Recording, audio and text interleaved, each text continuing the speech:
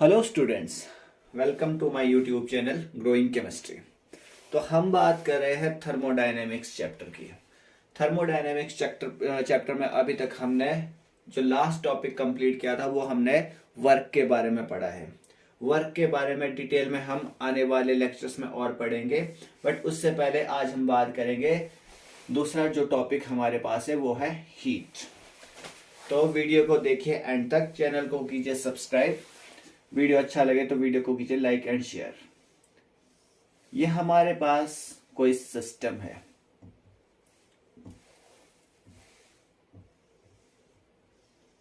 और हम इसको पानी से भर देते हैं। कोई कंटेनर है हमारे पास, अब इसको हमने भर दिया है पानी से। तो ये हमारे पास सिस्टम है, और इस सिस्टम में हमारे पास है वाटर। तो यहां पर हमारे पास दो पॉसिबिलिटी होती है। एक तो हम इसको हीट दे सकते हैं, हीट गिवन, या दूसरी पॉसिबिलिटी होती है यहां से हीट बाहर की तरफ आएगी या हीट रिलीज होगी। ठीक है, हीट गिवन, ये आपके पास हुआ हीट गिवन, ये हुई हीट रिलीज। हम यहां पर कह सकते हैं कि जो यहां पर एनर्जी है वो एक्सचेंज हो सकती है। So energy exchange takes place. हम कह सकते हैं energy exchange takes place. Energy exchange takes place. तो जो पहली कंडीशन है हमारे पास वो है हीट गिवन वाली condition. So heat is given, heat is given, या हम और कह सकते हैं इसको heat is absorbed by a system. So heat is observed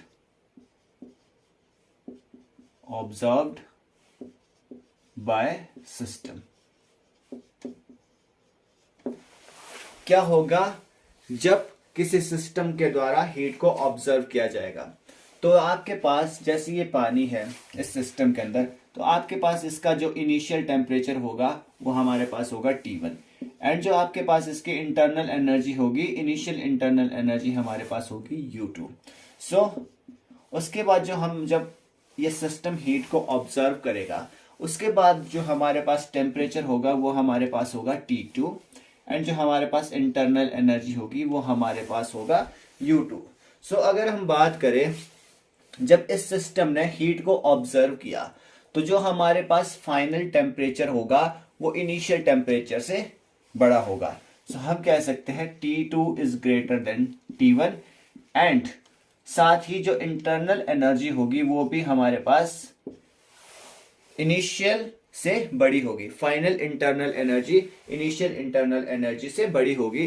सो जो हमारे पास चेंज इन इंटरनल एनर्जी है U2 माइनस U1, सो जो हमारे पास ये वैल्यू आएगी वो आएगी पॉजिटिव।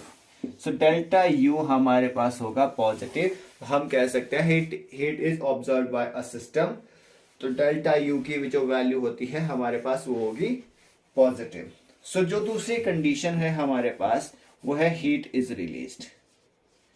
हीट इज रिलीज्ड क्या होगा जब सिस्टम के द्वारा हीट को छोड़ा जाएगा?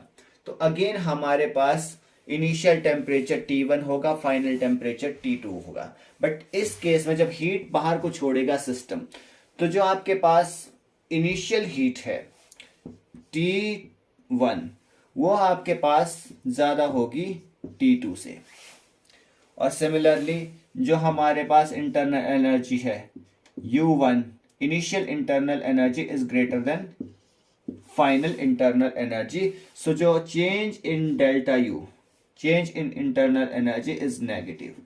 यानी कि जब हम U2 माइनस U1 करेंगे तो आपके पास U2 की वैल्यू कम है और U1 की वैल्यू ज्यादा है, तो जो डेल्टा U की वैल्यू है हमारे पास वो नेगेटिव आती है। जब डेल्टा U इंटरनल एनर्जी की वैल्यू नेगेटिव आएगी तो हम कहेंगे heat is released by a system if delta U is positive, then heat is absorbed by a system.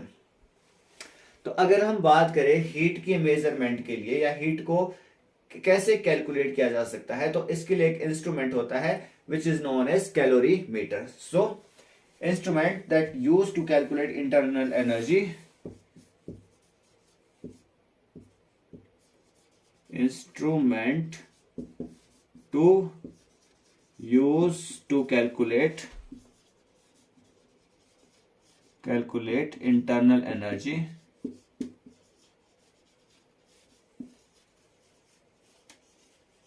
is calorimeter.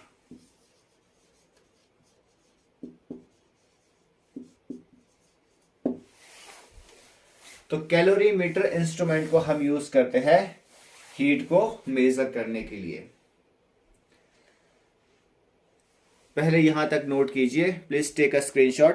अब हम आगे बढ़ते हैं, हीट को डिटेल में पढ़ते हैं थोड़ा सा. अगर हम बात करें हीट के यूनिट्स की, तो जो हमारे पास हीट के यूनिट्स आता है वो है जूल. जूल हो गया, कैलोरीज हो गया. बट इन जनरल हम टेम्परेचर को यूज करते हैं as a unit to measure heat. So temperature is used to measure, temperature is used, temperature is unit, temperature is unit to use, unit to use to measure heat. तो हम heat को major करने के लिए temperature का इस्तेमाल करते हैं. अगर हम बात करें ये हीट को हम डिनोट करते हैं, heat is denoted by small q.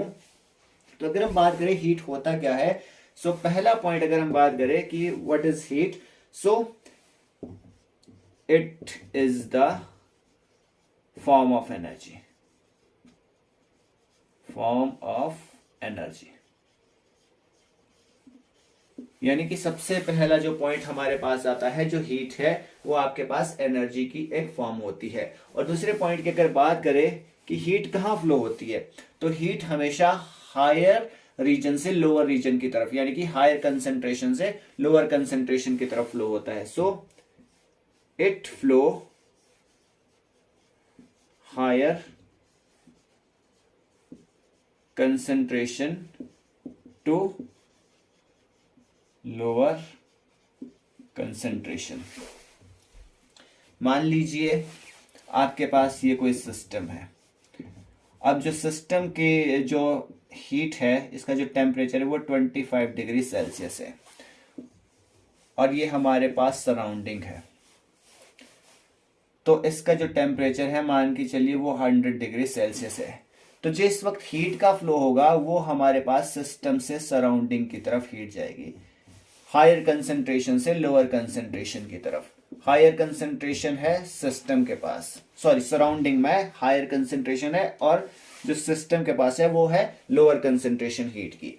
तो यहां पर जो हीट का फ्लो होगा वो होगा सराउंडिंग टू सिस्टम, सराउंडिंग से सिस्टम की तरफ.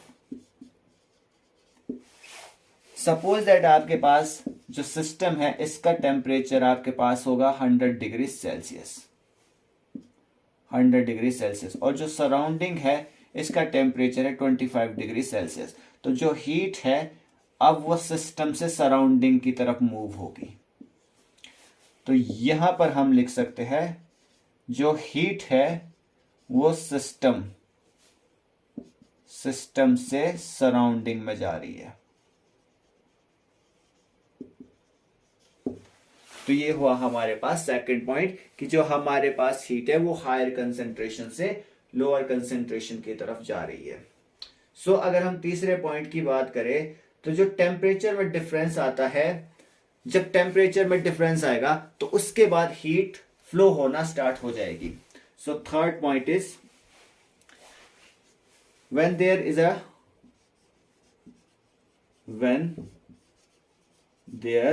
is a difference in temperature, difference in temperature, heat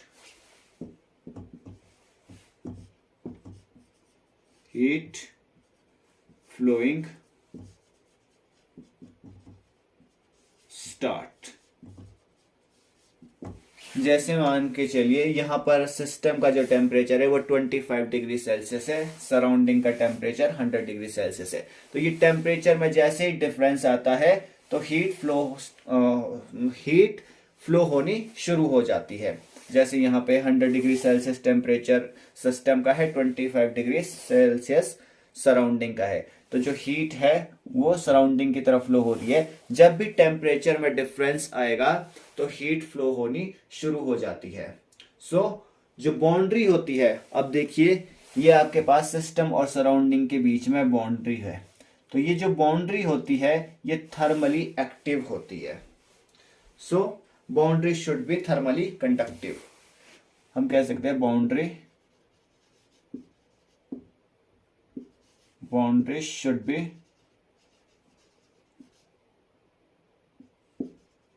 thermally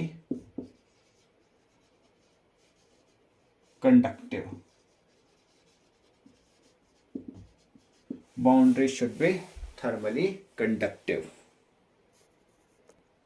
जो नेक्स्ट पॉइंट हमारे पास आता है, नेक्स्ट पॉइंट है heat is flow until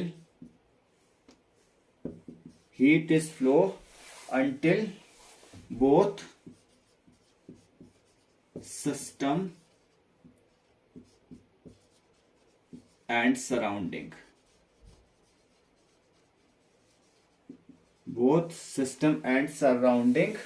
achieve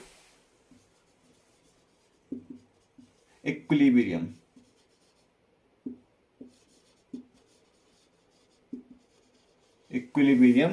In terms of temperature.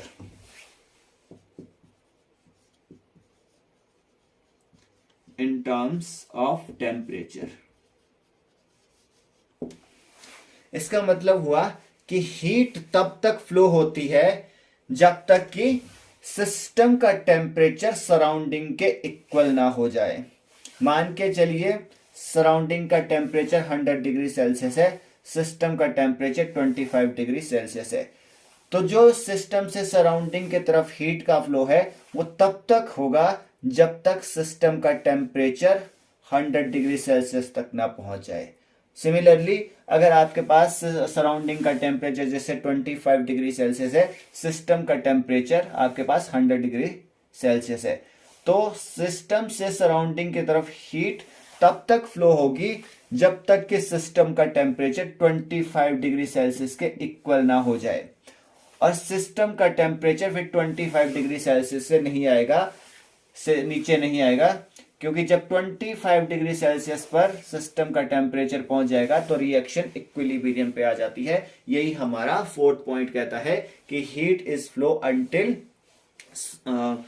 Both system and surrounding achieve equilibrium in terms of temperature. जब तक system और surrounding का temperature equilibrium पे नहीं आ जाता तब तक आपके पास हीट फ्लो होती है। और नेक्स्ट पॉइंट में हम कह सकते हैं, अगर आपके पास if Q is greater than 0, आपके पास फिफ्थ पॉइंट है कि अगर आपके पास Q बड़ा है, ठीक है, 0 से बड़ा है, it means that heat is absorbed by a system. तो हम कह सकते हैं heat is absorbed by a system, which means that जो आपके पास चेंज इन इंटरनल एनर्जी है वो आपके पास पॉजिटिव होगी। सो अगर आपके पास Q इज लेस देन 0 तो हम कह सकते हैं heat is released by a system. Which means that जो आपके पास चेंज इन इंटरनल एनर्जी है वो आपके पास नेगेटिव होगी।